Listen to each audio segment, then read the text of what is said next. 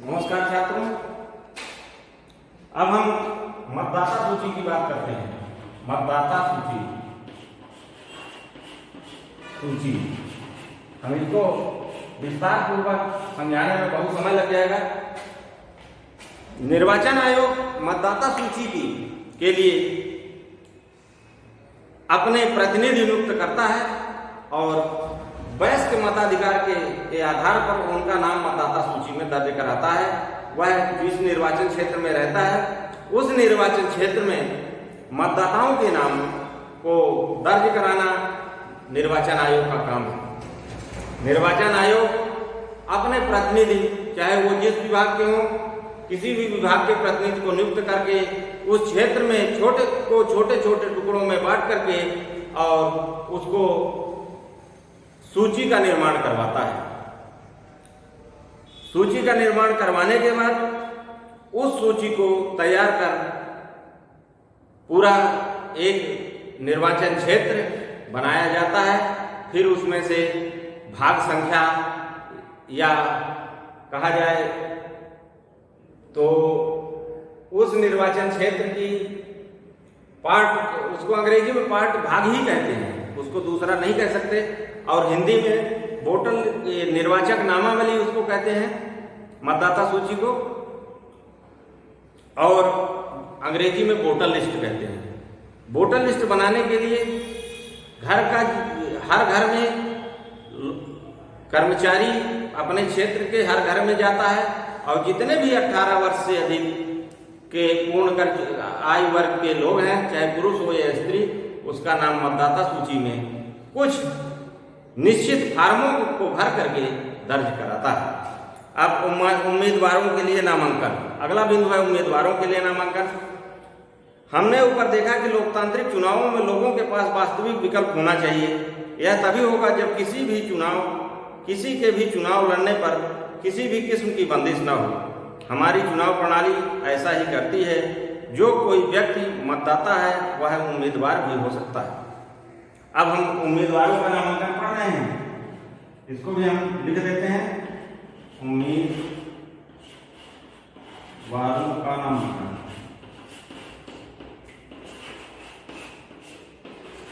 ये 3.2 का ही बिंदु है कि हमारी चुनाव प्रणाली उम्मीदवारों का नामांकन। अब हम उम्मीदवार किसको कहते हैं पहले तो हम ये जानें। उम्मीदवार जो चुनाव हो रहा है लोकसभा का, उदाहरण के लिए हम लोकसभा से चलते हैं तो लोकसभा क्षेत्र में एक आदमी चुनाव नहीं लड़ता है। भारत में कई दल हैं, इसलिए कई लोग चुनाव लड़ते हैं और जो चुनाव लड़ता है उसको हम उम्मीदवार कहते हैं। इनका नामांकन कैसे होता है? लोकसभा क्षेत्र में उम्मीदवारों के नामांकन कराने का कार्य कलेक्टर, जिला कलेक्टर का होता है। वह उस फार्म को वहां से प्राप्त करते हैं और उस फार्म पर चाही गई जानकारी को भरते हैं और जिला कार्यालय जो भी स्थान निश्चित है उसके पास, जो इसमें निर्वाचक रजिस्ट्रीकरण अधिकारी या आरओ जिसको कहते हैं, रजिस्ट्रीकरण अधिकारी जिसको कहते हैं, उसके पास वह फार्म अपना आवेदन लेके स्वयं उपस्थित होकर के और जमा करता है। जितनी भी जानकारियां पूछी जाती हैं उस फार्म में उसको भर करके जमा करते हैं।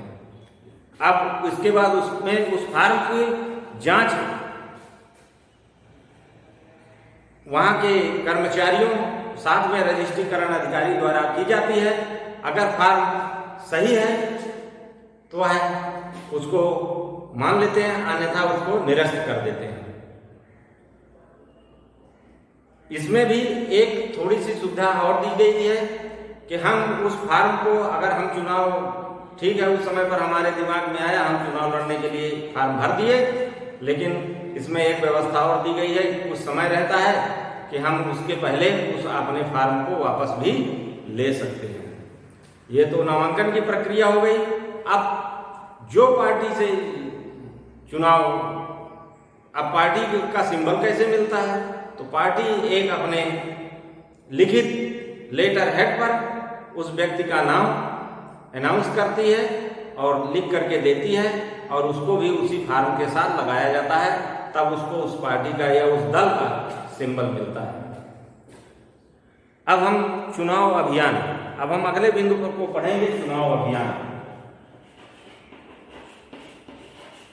चुनाव अभियान क्या?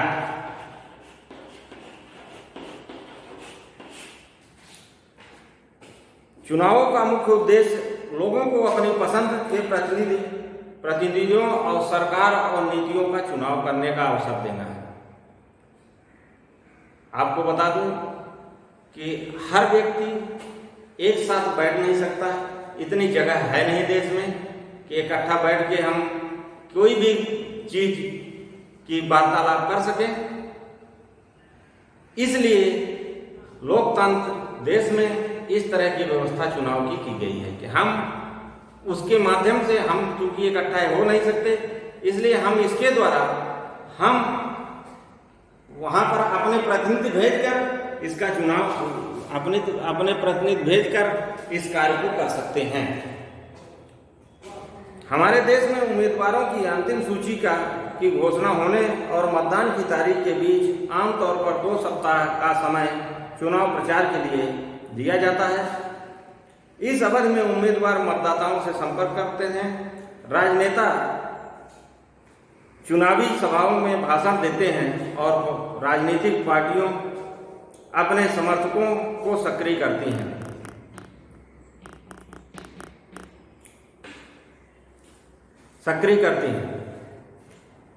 इस अवधि में अखबार, टीवी चैनलों पर चुनाव से जुड़ी खबरें पर बहसें भी होती हैं।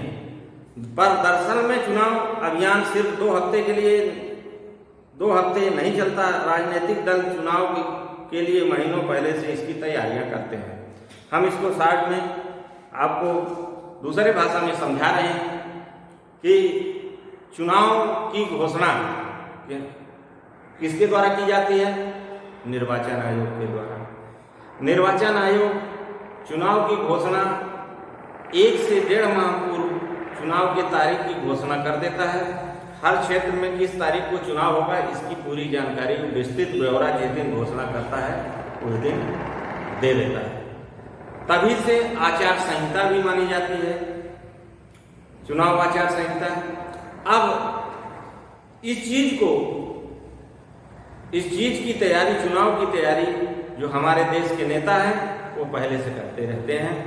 अपने क्षेत्रों में जाकर घर घर घूमकर उसकी तैयारी करते हैं, लोगों से मिल करके, सभाएं लेकर के, भाषण दे करके, और साथ ही अपना स्वयं अपने लोगों को प्रचार में जुटा करके अपने क्षेत्र में प्रचार प्रसार अपने दल का अपना करवाते हैं और करते हैं। कुछ बाहर से भी लोग आते हैं उस व्यक्ति का प्रचार करने, लेकिन वह उसी दल के व्यक्ति होते हैं जिस व्यक्ति का प्रचार करने आए हैं, जो उस दल का है। फिर इसको टीवी चैनलों के माध्यम से भी इस पर बहस भी होती है, यही बताया गया है। अब हम आगे देखते हैं छात्रों, अगला बिंदु हमारा क्या है? मतदान और मतगणना। मतदान हम अभी बता चुके हैं कि मतदान क्या है। मतदान है जब हम वोट देते हैं तो वोट देने के बाद क्या है, छोटे छोटे बूथों का निर्माण होता है। पोलिंग बूथ जिसको कहते हैं, भाग संख्या जिसको हम पार्ट बताए, पोलिंग बूथों का निर्माण होता है। अलग अलग बूथ में 5 से माने अधिकतम वोटरों की संख्या एक बूथ में 1200 से अधिक नहीं होनी चाहिए। अगर 1200 से अधिक है तो उसमें 2 बूथ का निर्माण कर दिया जाता है, उसको 2 भागों में बांट दिया जाता है। तो जब अलग अलग बूथ में लोग मतदान करते हैं तो उसकी गिनती के लिए तारीख और तारीख निश्चित रहती है, और वहां सभी जो उसके मतदान से संबंधित प्रपत्र हैं वहां पर जमा कराए जाते हैं। साथ ही उसकी गिनती उस नियत तिथि के दिन की जाती है, और वहां सभी क्षेत्रों के सभी बूथों के मतों को जोड़ करके और फिर कौन विजयी हुआ उसको घोषित किया जाता है। और घोषित होने के बाद विजय का प्रमाण पत्र दिया जाता है। अब हम 3.3 भारत में चुनाव क्यों लोकतांत्रिक है।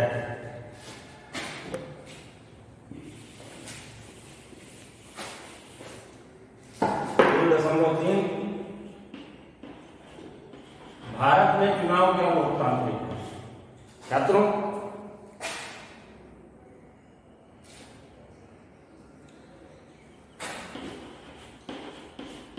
चुनाव क्यों लोकतांत्रिक है।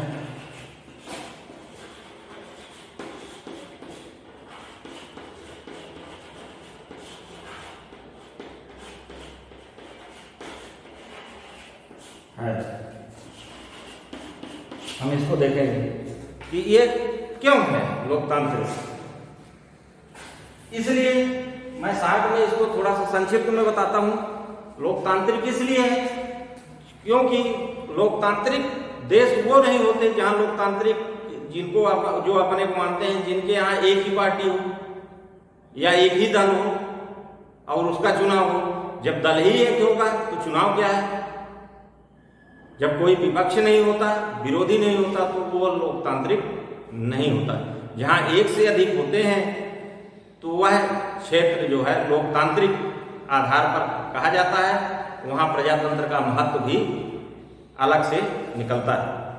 फिर हम चुनाव में गड़बड़ियों और धांधलियों के बारे में पढ़ते हैं। अखबार, टीवी चैनलों में खबरें अक्सर आपने देखी होगी कि यहाँ मशीन लूट लिए या यहाँ इस व्यक्ति का नाम वोटर लिस्ट में है, ये तो मर चुका है। ये सब चीज खबरें हम देखते हैं। मतदाता सूची में फर्जी नाम डालने, असली नामों को गायब करने की, शासक दल द्वारा सरकारी सुविधाओं, अधिकारियों के दुरुपयोग की, अमीर उम्मीदवारों और बड़ी पार्टियों को बड़े पैमाने पर धन खर्च करने की, चुनाव में मतदान के दिन चुनावी धांधली, मतदाताओं को डराना और फर्जी मतदान कराना, इस प्रकार की खबरें आप टीवी पर देखते होंगे। ये सत्य है। कुछ छुटपुट जगहों पर इस तरह की घटनाएं होती हैं, लेकिन अगर उस चीज को चुनाव आयोग तक वो बात पहुंचती है और वो जांच कराती है, वह सत्य होता है, तत्काल में ये सब होता है। अगर उसमें सत्यता पाई जाती है तो वहाँ के चुनाव निरस्त, उस दिन का चुनाव निरस्त होता है। फिर दोबारा उस जगह पर वोटिंग कराई जाती है। स्वतंत्र चुनाव, चूंकि इस पर छात्रों चुनाव आयोग, जो निर्वाचन आयोग हम पहले आपको बताए हैं, निर्वाचन आयोग इसके लिए बहुत स्वतंत्र पावरफुल संस्था है जो चुनाव कराती है। अब चुनाव में लोगों की भागीदारी, अगला बिंदु है चुनाव में लोगों की भागीदारी। चुनाव में भागीदारी क्या है। चुनावी प्रक्रिया की गुणवत्ता को जांचने का एक और तरीका यह देखना है कि इसमें लोग उत्साहपूर्वक भागीदारी करते हैं या नहीं। अगर चुनाव प्रक्रिया स्वतंत्र और निष्पक्ष नहीं होगी तो लोग इसमें भागीदारी करना जारी नहीं रखेंगे। हम ये कहते हैं छात्रों कि अगर चुनाव प्रक्रिया हमारे देश की अच्छी है तो लोग खुशी खुशी उस प्रक्रिया में भाग लेंगे, उसमें मत देने के लिए आगे आएंगे और ज़्यादा से ज़्यादा लोग उसका उपयोग करेंगे। यही प्रक्रिया की गुणवत्ता को देखना निर्वाचन आयोग का काम है। काम कैसे करना है, लोगों द्वारा कैसे जागरूक करना है, उसके द्वारा जागरूकता भी फैलाई जाती है कि हमारे द्वारा चुनाव की प्रक्रिया बिल्कुल सही है और चुनावी नतीजों को लोग स्वीकार करते हैं कि नहीं, कहीं गड़बड़ी तो नहीं हो रही है। इन सब चीजों को देखने का काम चुनाव आयोग का होता है।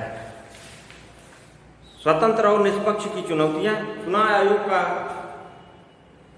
सबसे बड़ा चैलेंज चुनाव के समय पर यही होता है कि स्वतंत्र और निष्पक्ष चुनाव हो, किसी दल के प्रति उसकी कोई भागीदारी नहीं रहती है, वह बिल्कुल एक स्वायत्त और स्वतंत्र संस्था है, उसमें किसी का हस्तक्षेप नहीं होता है